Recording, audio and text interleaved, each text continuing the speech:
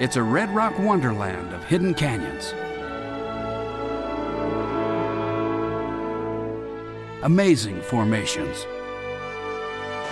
magnificent rivers, and America's greatest concentration of national parks. The most famous, the Grand Canyon, is one of the natural wonders of the world. Surrounding it, a constellation of lesser-known but equally fascinating parks. Zion, Bryce Canyon, Capitol Reef, Arches, Canyonlands, Mesa Verde, a roll call of geologic wonders.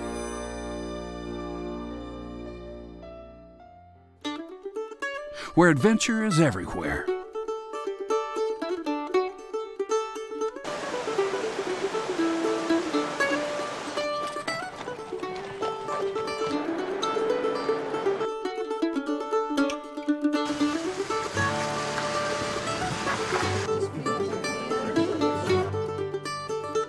Here the visitor can get in touch with another America, a wild America,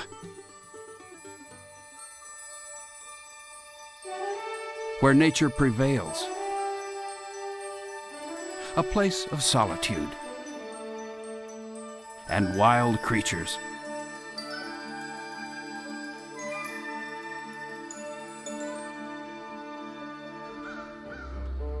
Ancient trails shared by early Native Americans, hardy Western pioneers, and modern-day adventurers.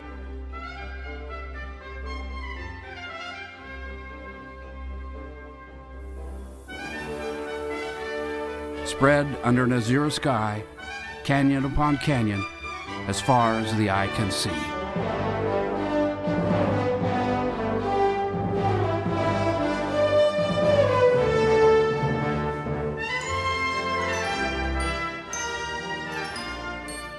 The desert Southwest was the last area mapped in the United States. In the heart of the American Southwest, where Colorado, Arizona, New Mexico, and Utah meet in what is called Four Corners,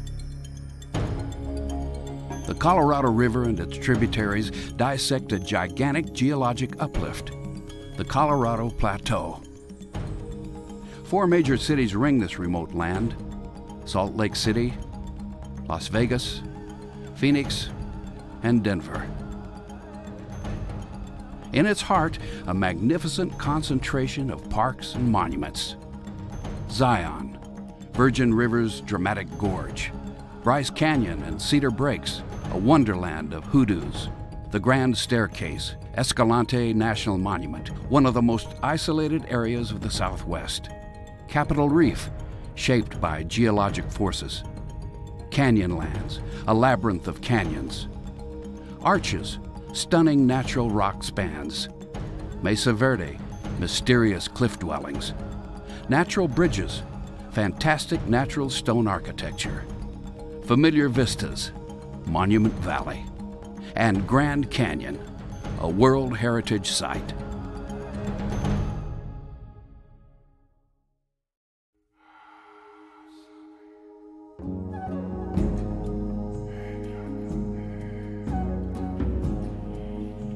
Standing on the rim of the Grand Canyon for the first time, or the 100th time, is an unforgettable experience.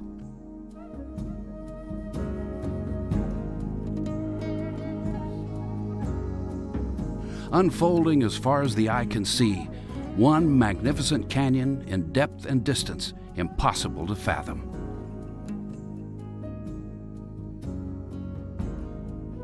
What appears far below is a thin ribbon of water, the mighty Colorado River. Between the north and south rim, a profusion of canyons. Each of these canyons are huge, but in the immense scale of the Grand Canyon, they're merely supporting actors to the greatest chasm on Earth.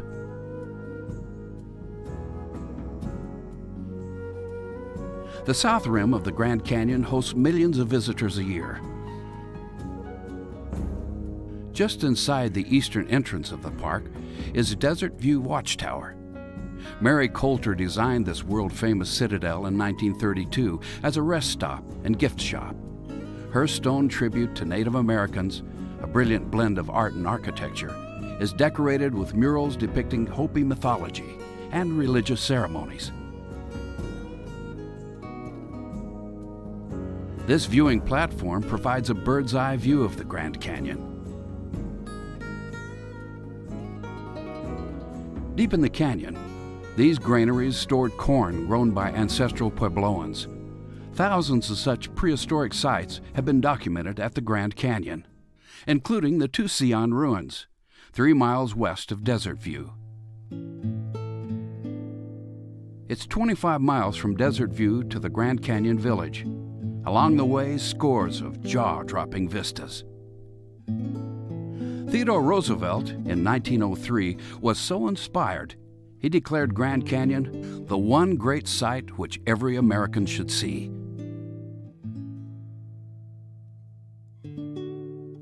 At the heart of the Grand Canyon Village is a complex of historic buildings.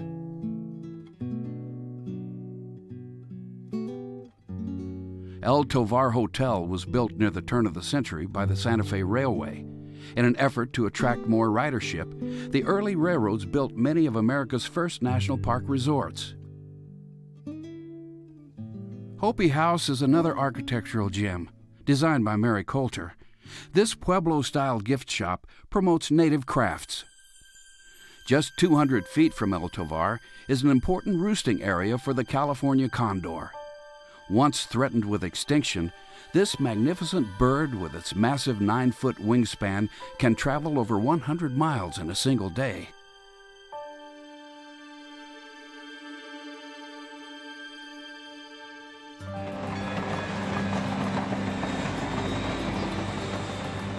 The Grand Canyon Railway made its first journey here in 1901. It's a 2-hour trip from the Williams Depot. Visitors to the South Rim can hop on a free shuttle bus to explore the park. Or take it out to the westernmost end of the road and Hermit's Rest, which retains its rustic charm, just as Mary Coulter envisioned it. This may be the end of the road, but not the end of the Grand Canyon. It stretches for another 180 miles. The north rim of the Grand Canyon is less visited, but the views are equally impressive.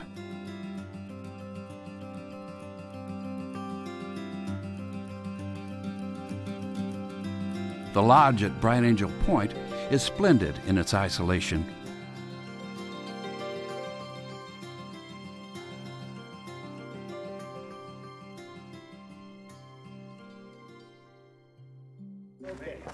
While most see the Grand Canyon from the rim, a great adventure awaits anyone willing to descend into its rocky depths. Mule trips into the Grand Canyon recall the Old West. These sure-footed mules know the way, and the guides are happy to point out that they've never lost a traveler over the edge.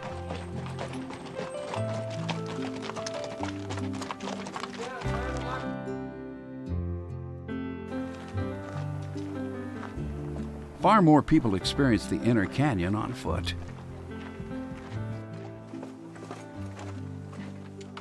Hike with caution. Extremes of heat and cold test even the experienced.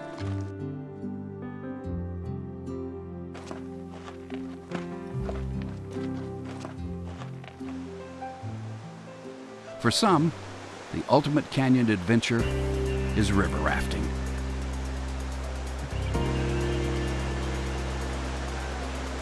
It wasn't until 1869 that man successfully navigated the dangerous Colorado River through this perilous canyon. It was the one-armed John Wesley Powell who, despite warnings from Native Americans, led an expedition and conquered the raging waters using simple wooden boats. Most raft trips begin at Lee's Ferry, where Marble Canyon is the gateway to an astounding trip through the ages.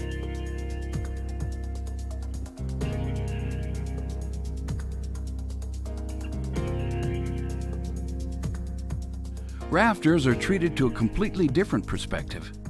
The point of view is upward, through massive rock walls nearly a mile high. River runners gain a new appreciation of Powell's historic journey of discovery and the many treasures that still lie within the Grand Canyon.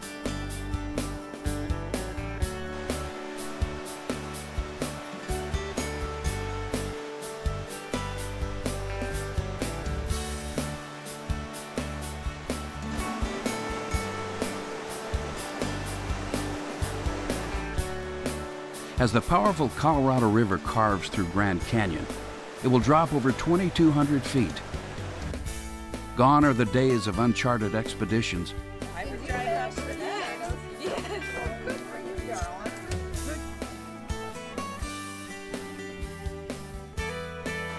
But the thrill of whitewater still awaits anyone with a thirst for adventure.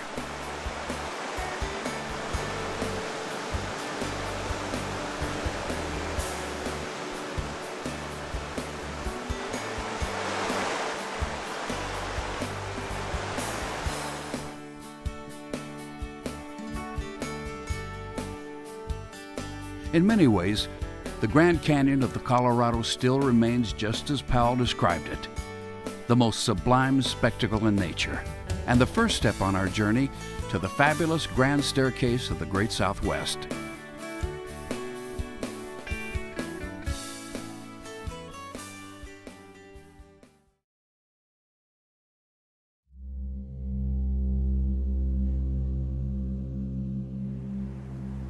Canyon country is the earth revealed. This framework of bare rock brings to light the Southwest's unique architecture, a process measured in billions of years. The Colorado Plateau is a result of collisions of slow-moving plates deep within the earth, thrusting the land upward. Followed by eons of erosion that sculpted the land. Like stairs, rock layer upon rock layer, the Grand Staircase spans from the Grand Canyon, including the Grand Staircase Escalante National Monument, through Zion and on to Bryce Canyon, and finally, Cedar Breaks. The oldest layers of the staircase are found in the depths of the Grand Canyon, which date back almost 2 billion years. Sedimentary layers rise to the canyon's rim, and the 270 million-year-old layer of Kaibab limestone. This layer stretches 100 miles northward to Zion, ultimately leading to the 125 million-year-old Carmel Formation atop East Temple. The same rim rock can be found 100 miles farther north, where it appears in the pink cliffs of Bryce Canyon National Park. Among these fantastic hoodoos, the passing sun is a mere blink of an eye in geologic time.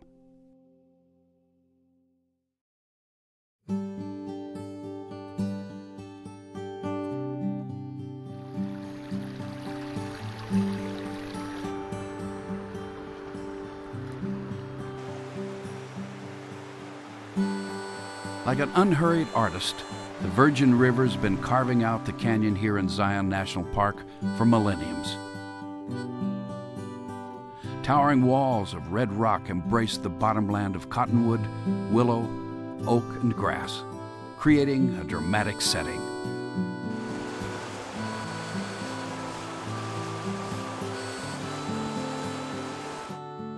Adventurers come from all over the world to climb, hike, and scramble over the red rock terrain.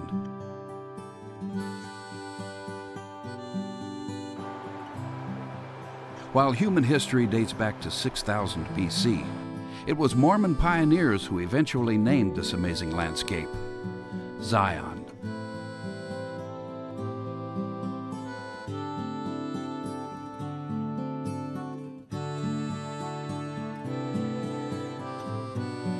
But it was a Methodist minister, Frederick Vining Fisher, who's credited with naming some of Zion's famous peaks. The Three Patriarchs,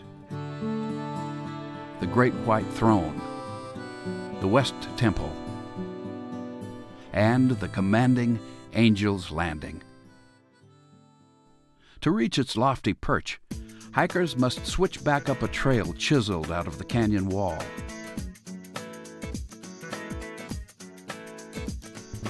This chain comes in handy when scrambling along a razor-thin edge. Until at last, they reach the summit. This view, thousands of feet above the Virgin River, is worth every step.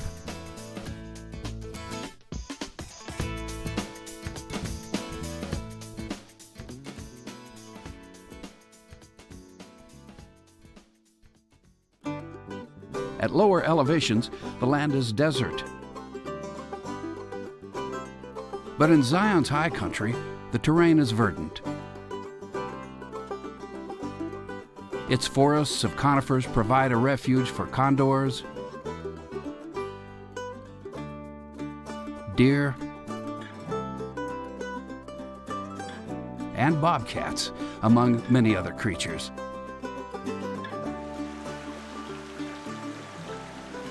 Water plays an important role here in Zion, filling creeks and streams that cascade into Zion's valley as waterfalls, transforming the desert into an oasis.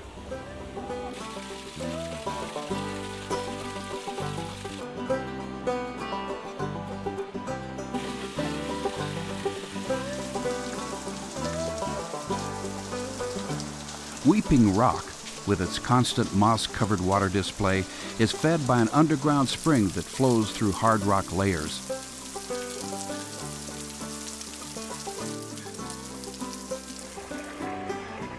On the west side of the valley, emerald pools provide a watery sanctuary for plants and animals. Look around.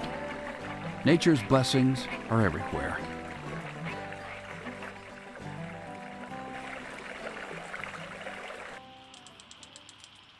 Zion Lodge, located in the heart of the valley, was originally built for railroad travelers.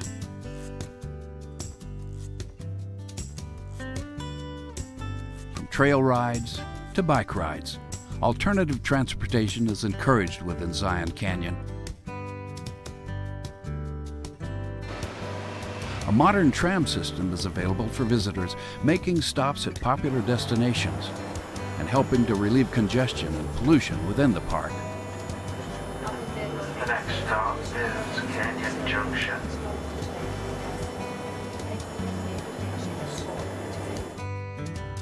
At the northern end of Zion Valley, the canyon walls begin to taper and mark the beginnings of an unusual adventure.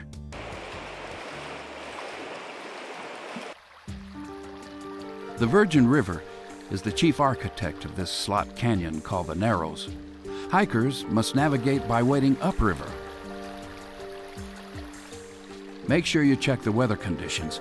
A flash flood in the Narrows leaves no room for escape.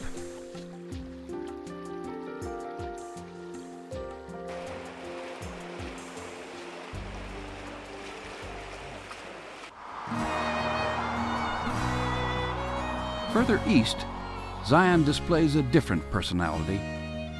Highway 9 winds through this vividly colored patchwork of rocks and canyons.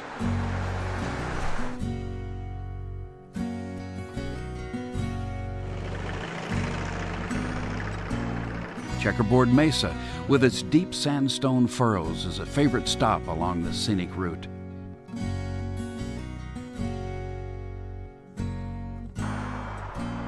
Drivers entering the park from the east travel through Zion's historic tunnel. This engineering marvel is over a mile long and was blasted out of solid rock. Windows provide a tantalizing glimpse of what's to come. For an unobstructed view, a scenic trail leads to the Zion Canyon overlook.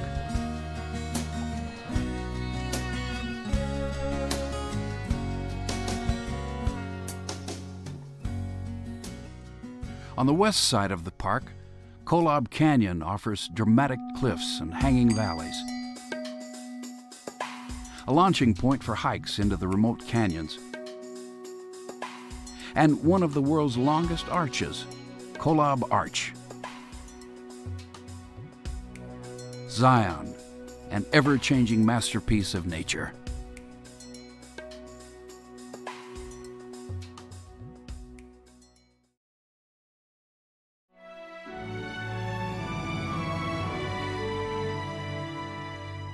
In the heart of Utah's high plateau country, magnificent sculpted rocks called hoodoos are the star attraction at Bryce Canyon National Park.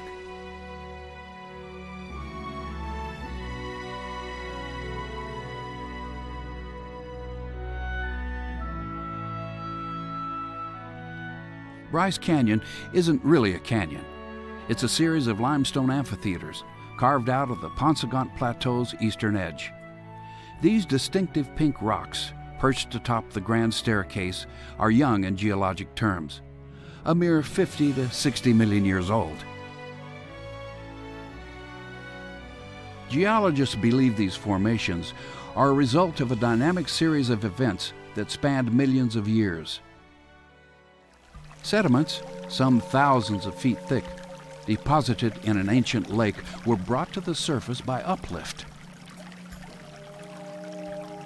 Ultimately, water shaped these formations, mainly as ice forming in cracks, a process known as ice wedging. Native Americans of the area, the Paiute people, tell another story of the hoodoo's creation.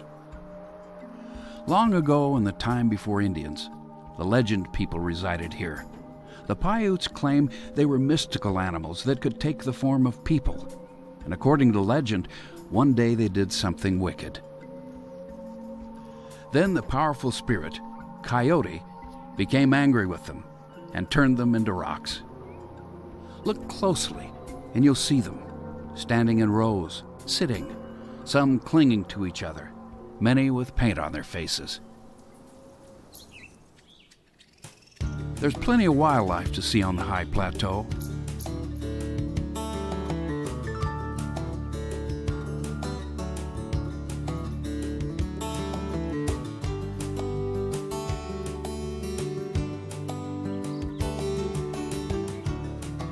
Also found on the windswept cliffs at the south end of Bryce Canyon, one of the oldest living things on Earth. A bristlecone pine can live up to 5,000 years.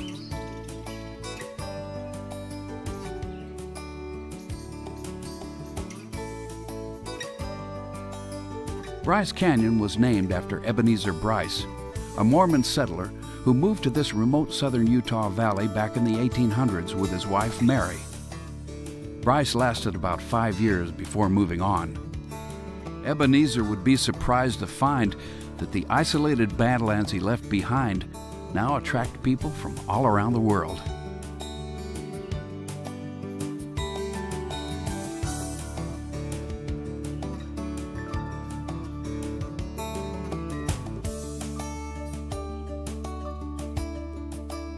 Along the serrated edge of the amphitheater, lookouts offer memorable vistas.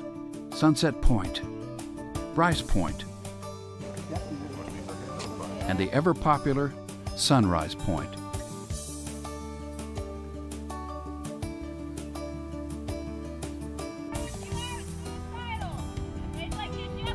You're welcome to hit the trail by horseback, or take to the trails on foot. There's plenty to see. On the Navajo Loop, dramatic cliffs rise steeply to surround the trail.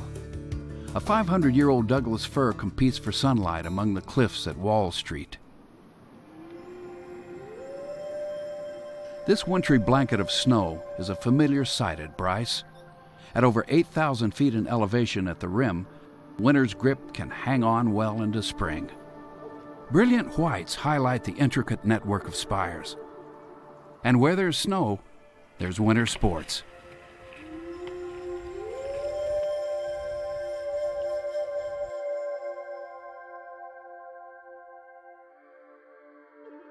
Bryce Canyon is truly a park for all seasons.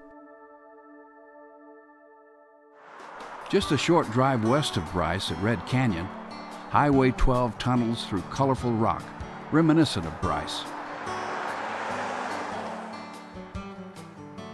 Here the hoodoos line the scenic highway.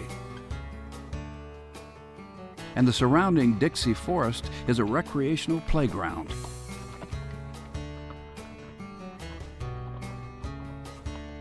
Nearly 40 miles west is another amphitheater the Indians used to call Circle of Painted Cliffs. Cedar Breaks National Monument sits at 10,000 feet with a commanding view of southern Utah. Like Bryce, it features a huge amphitheater of brilliantly colored spires, columns, and arches. The scale is enormous, 3 miles across and more than 2,000 feet deep. And don't miss the sunset, when the setting sun casts its colorful spell on the hoodoos and twilight falls on the plateau.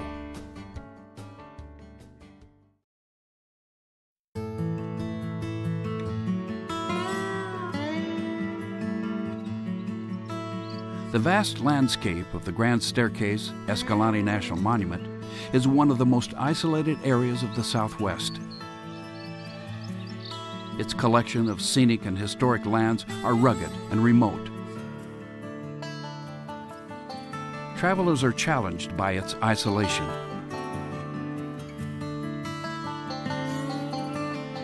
And charged with protecting its beautiful resources.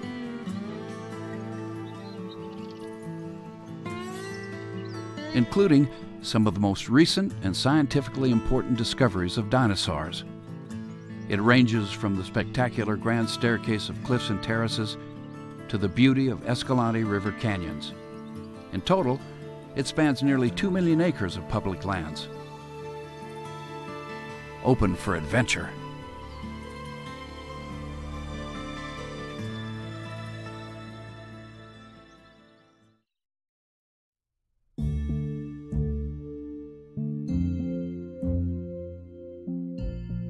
Capitol Reef National Park is desert country.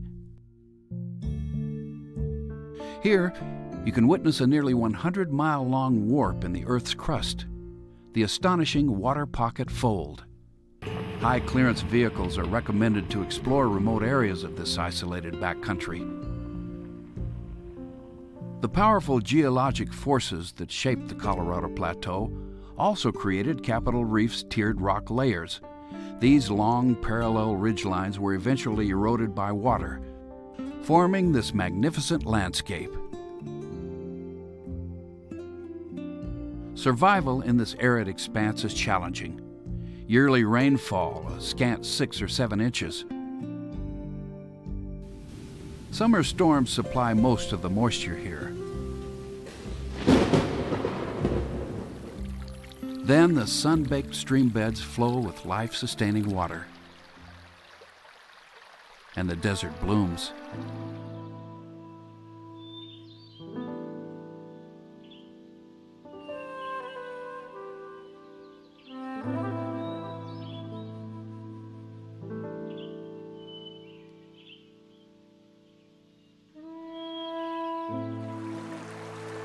Although rainfall is rare, the Fremont River runs year-round. Over 1,000 years ago, the Fremont people farmed corn on the flatlands and hunted deer along this river.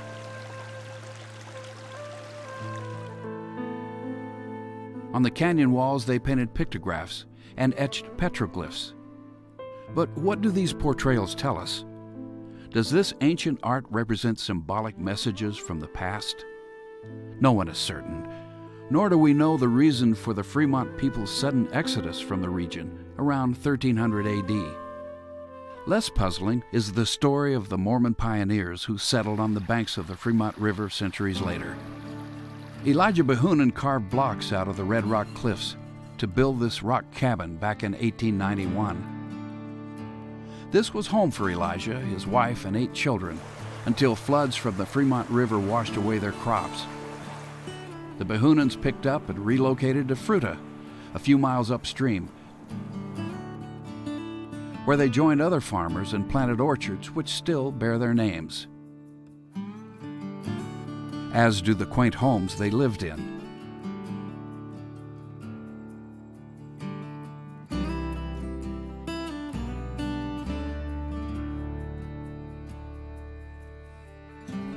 It was a close-knit community of 8 to 10 families, complete with a blacksmith shop and a schoolhouse.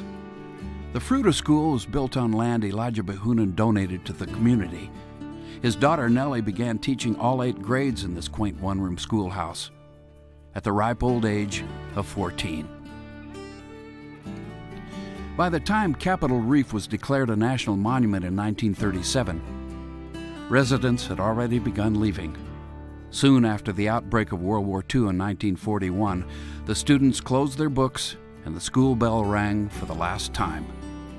Farm equipment rusted in the fields, and the isolated frontier life came to an end. But its legacy lives on in the national park. This paved road, once a footpath for Native Americans, then a wagon road for Mormons and ranchers, is now the scenic drive for the park. It leads to Grand Wash and the trailhead to Cassidy Arch. The paved road ends at Capitol Gorge, a narrow passageway through rocky skyscrapers, which was the main road until 1962, that still preserves graffiti from Native Americans and travelers at the Pioneer Register.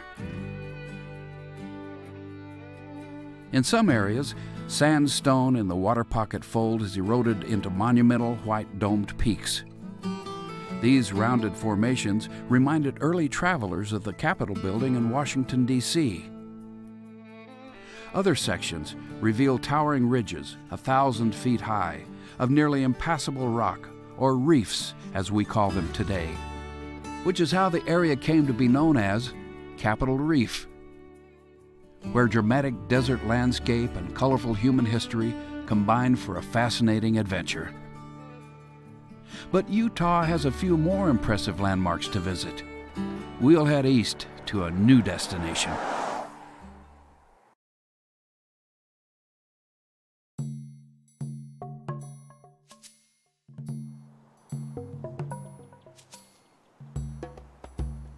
Arches National Park is a land of astonishing rock formations.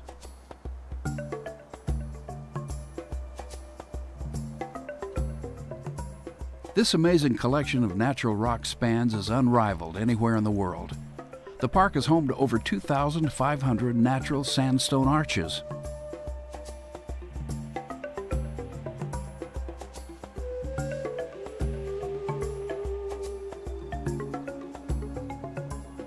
Like Landscape Arch. Its 306-foot span qualifies as one of the longest arches in the world. Distinctive shapes make them readily identifiable. Broken Arch,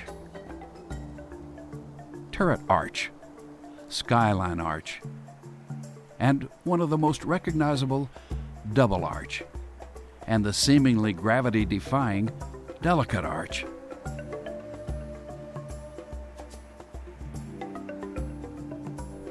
The salmon-colored Entrada sandstone form the beginnings of most arches. With enough time, some sandstone fins will eventually become arches. Water in all its forms, extreme temperatures, wind, and ancient salt beds all work in concert to shaping these arches. As the erosion assails the softer parts of the fins, only the hardened sandstone rock remains to form the arch. While erosion is usually a gradual process, there are exceptions. In 1940, Skyline Arch looked like this. Later that year, when a huge boulder tumbled from the opening, it almost doubled in size. In 1991, nature remodeled Landscape Arch when a 60-foot slab broke free from the underside of the arch, leaving an even thinner ribbon of rock. But there's more to arches than sandstone. It's also home to the wily coyote and the wary cottontail and other high desert dwellers.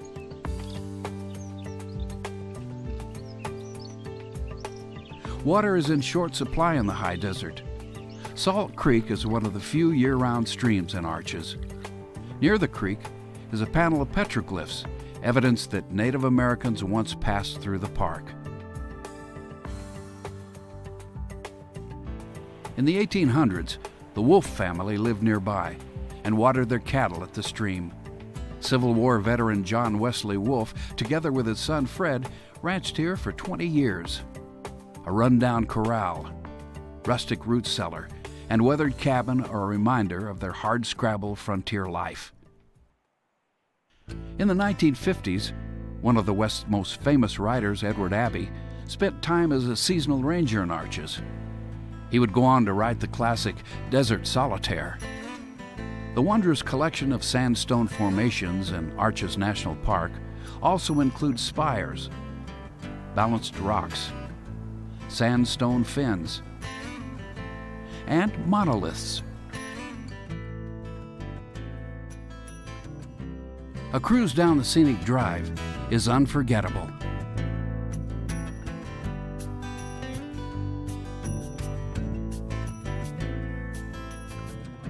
But for those with more time, short hikes lead to Turret Arch, North Window, and South Window, and Balanced Rock.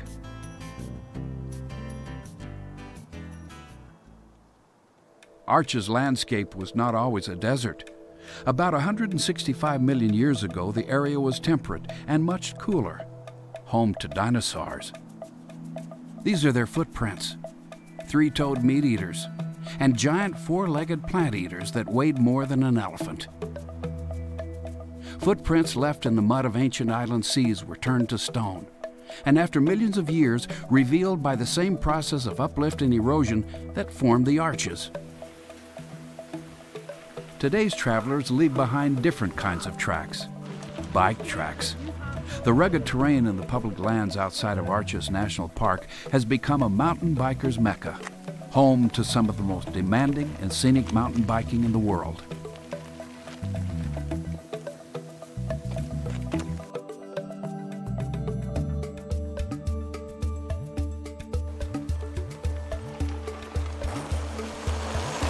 The charming city of Moab is a gateway city for adventure.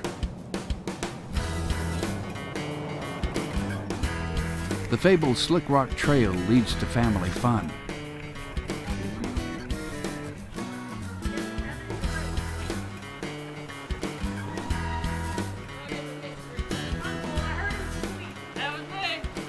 ATVs,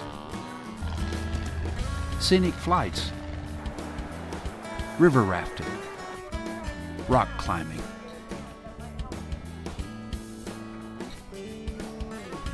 Four-wheel drive enthusiasts also flock here to test their vehicles and driving skills on trails like Steel Bender, Upchuck, and Metal Masher. Navigating these established trails is all part of the challenge of four-wheeling.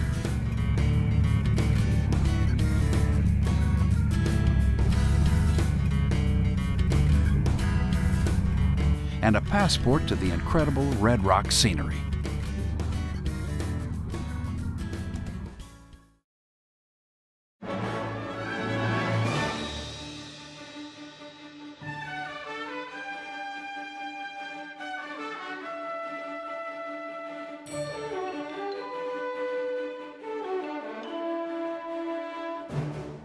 To experience some really rugged backcountry, head to nearby Canyonlands National Park.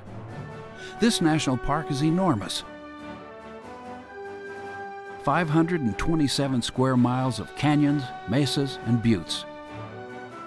The Colorado and Green Rivers divide the park into 4 districts. The rivers themselves, Island in the Sky, a mesa isolated by towering cliffs 1,000 feet high. The Needles, a land of majestic rock pinnacles. And the Maze, a confusing complex of secluded canyons. If you're looking for wide open spaces, this is the place. A rugged backcountry waiting to be explored, remote and isolated. These tortuous dirt roads will test the skill of any four-wheel driver.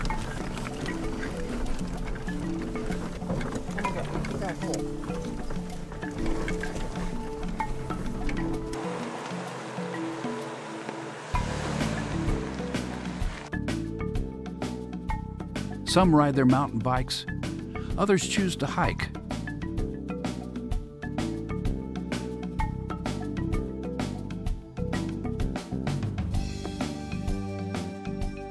Hugging the border of the Maze District is the Orange Cliffs portion of Glen Canyon National Recreation Area. It is crisscrossed with rough roads carved out by uranium hunters during the 1950s. a history that whispers of forgotten mining camps and cowboy cabins. Nearby canyons and ravines served as a hideout for outlaws like the Wild Bunch. Robert Leroy Parker and Harry Longabaugh, also known as Butch Cassidy and the Sundance Kid, often hid from the law in these rocky alcoves.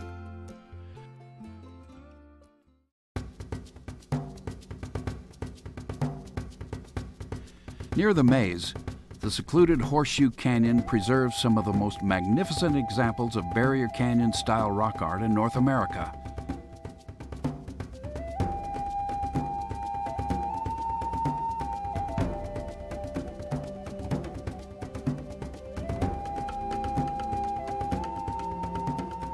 Painted and etched by prehistoric Native American artists, these ethereal human-like figures are a window to a world over 2,000 years old.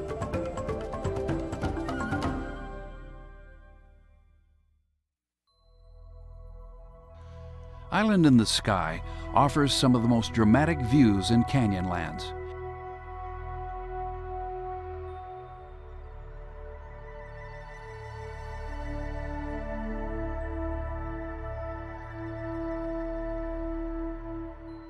And one of the most photographed vistas in Canyonlands, Mesa Arch. A short distance away is Upheaval Dome. This curious geologic feature remains at the center of a scientific debate. Is its giant crater-like appearance the result of a meteorite or underground rock deformation? The answer is still unclear. The northernmost district of Canyonlands is home to mule deer.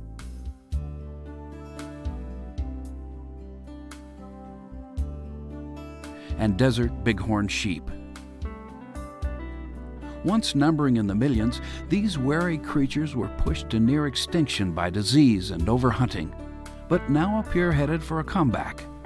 Moving in small bands, they climb easily up cliffs and across rocky ledges. Difficult to spot, they survive in some of the most inhospitable land in canyon country.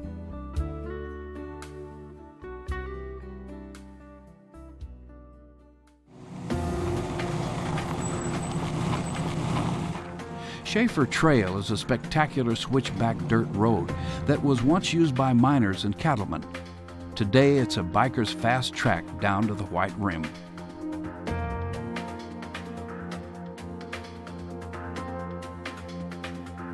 White Rim Road is a dusty adventure that loops around and below the island mesa top for 100 miles. 2 to 4 days are needed to make the journey, and mountain bikers must be accompanied by a 4-wheel drive support vehicle. The expansive views along the rough ride reveal Canyonland's sublime beauty.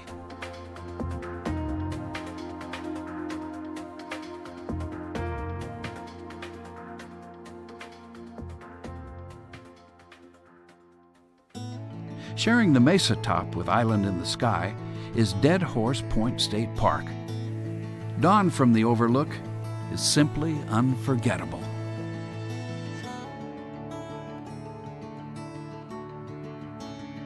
A multitude of red rock canyons stretch to the horizon, some nearly a mile deep.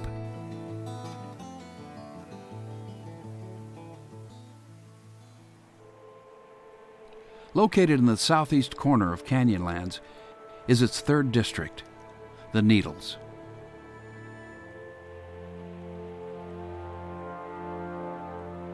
Its distinctive sandstone pillars, arches, and domes date back 270 million years to the Permian Age. The white rock is sandstone created from ancient sand dunes, while the red color is derived from layer upon layer of river and lake sediment.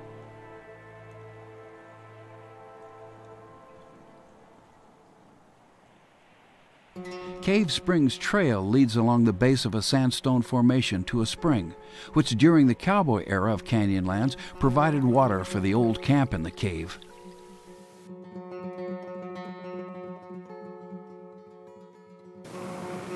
Exploring this area by a tangle of rough roads and trails is challenging.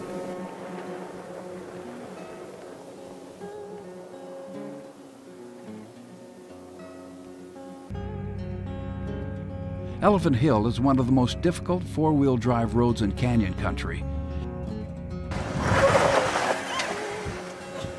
And it's no easy feat to navigate. High-clearance off-road vehicles equipped to travel independently are a necessity, and they're no guarantee for success. Keep going. A four-wheel drive road leads to the spectacular Confluence Overlook, 1,000 feet above the picturesque Colorado and Green Rivers. Over millions of years, their flowing waters have carved through more than 10 layers of rock. Upriver from the confluence, the waters are calm. Tour boats offer a carefree gateway to the scenery. For a more vigorous encounter with the Colorado River, try rafting, kayaking, or a dory. Entering into Cataract Canyon, the walls swing shut, the beginning of 14 thrilling miles of rapids.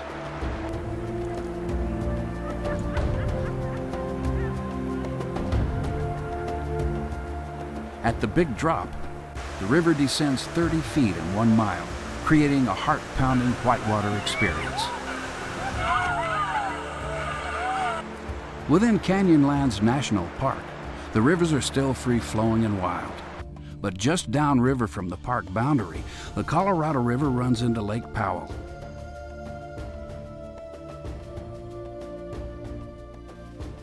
Beneath its placid waters is the fabled Glen Canyon.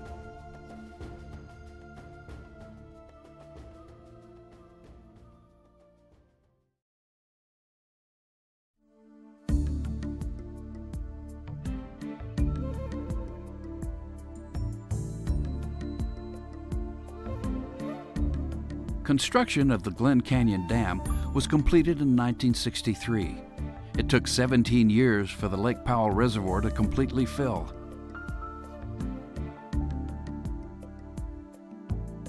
Creating over 2,000 miles of magnificent shoreline. This is a playground for water sports and exploring.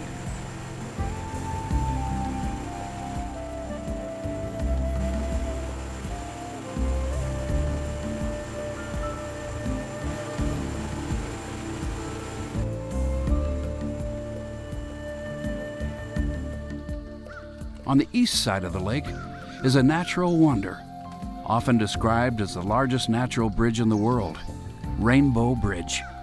This massive stone arch stands taller than our nation's capital and is nearly as long as a football field.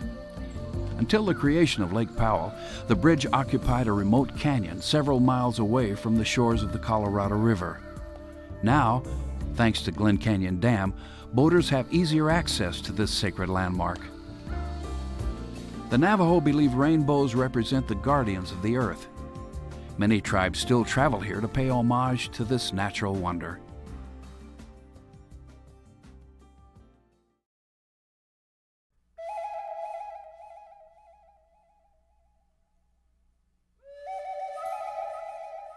In 1883, prospector Cass Height stumbled upon this remarkable find.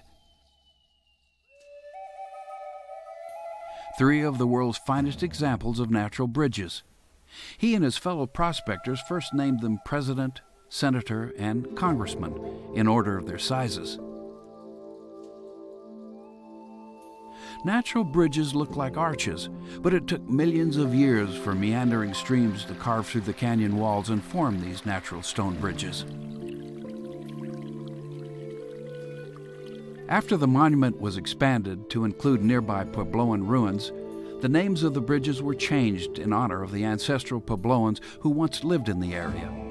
So Congressman eventually became Owachomo, which means flat rock mound. President was changed to Sipapu, a place of emergence. And senator was given the Hopi name for dancer, Kachina.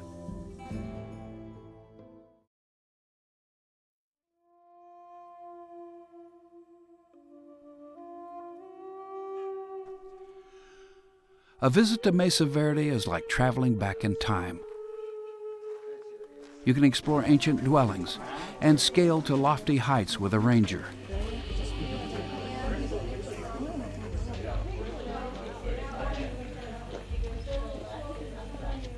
Or take a drive along the loop road.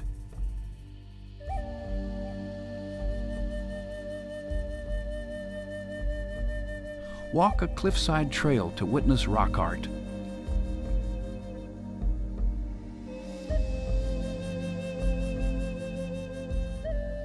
Wander through the foundations of early civilizations. Mesa Verde literally means green table in Spanish. This bountiful table provides habitat for many animals. Some of the same species that sustained hunters who once lived here, in Cliff Palace. One of the best preserved cliff dwellings in the world, this site tells just part of the story of human history at Mesa Verde.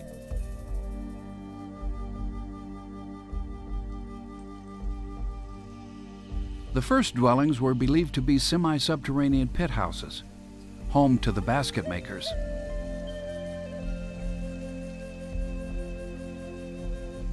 Later, more elaborate mesa-top dwellings were built, called pueblos. These lodgings could accommodate many families living together. Farview Complex includes several villages, some with lodges boasting up to 40 rooms. Their pottery was beautifully decorated. Later, for reasons we may never know, they constructed and relocated to elaborate cliff dwellings. These stunning structures, dramatically located in naturally occurring alcoves, remain to pique our curiosity. Cliff Palace, Balcony House, Spruce Tree House, Kodak House. Then, sometime around 1290 AD, they mysteriously left Mesa Verde. Perhaps it was a drought, or as some contemporary tribes suggest, it was just time to continue their migration.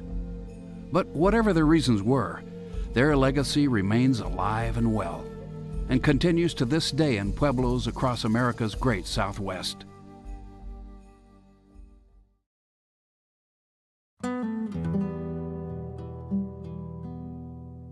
Perhaps the most enduring images of the American West are here, in Monument Valley.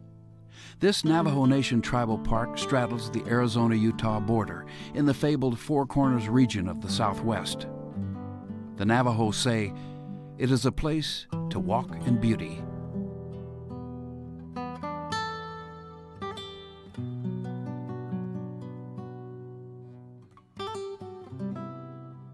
If you can't shake that feeling of déjà vu, you have good reason. These panoramic vistas are known the world over, captured in countless movies, a landmark that's hosted a parade of stars from John Wayne to Tom Cruise. There's even a spot named John Ford Point, named after the legendary director who filmed the classic Stagecoach here back in 1939. He later returned to film 9 more westerns. The East and West Mittens are the twin buttes whose images have helped define this iconic landscape. Monument Valley's not a valley in the classic sense, but more of a flat, desolate expanse, punctuated by towering sandstone formations. As forbidding as it looks, this desert region is home to Navajo people. While most Navajo have replaced the time-honored hogan with more contemporary housing, a few Navajo families still practice the traditional ways, tending their sheep, whose wool is later carded and spun into yarn.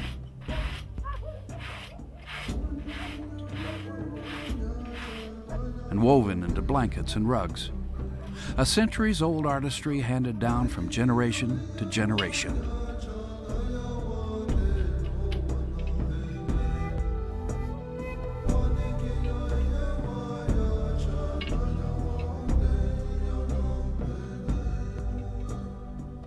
Time slows down here in the nation, preserving a way of life and the proud Navajo people who endure, as does the unforgettable desert beauty of Monument Valley.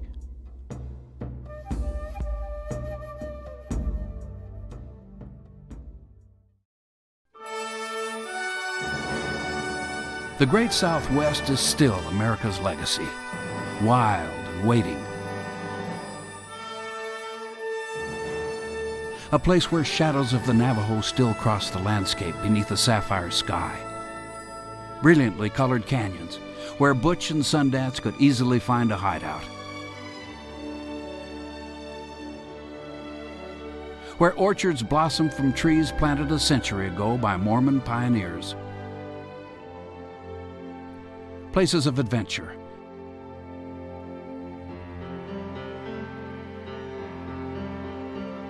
Untouched and unimaginable wilderness, protected and preserved forever.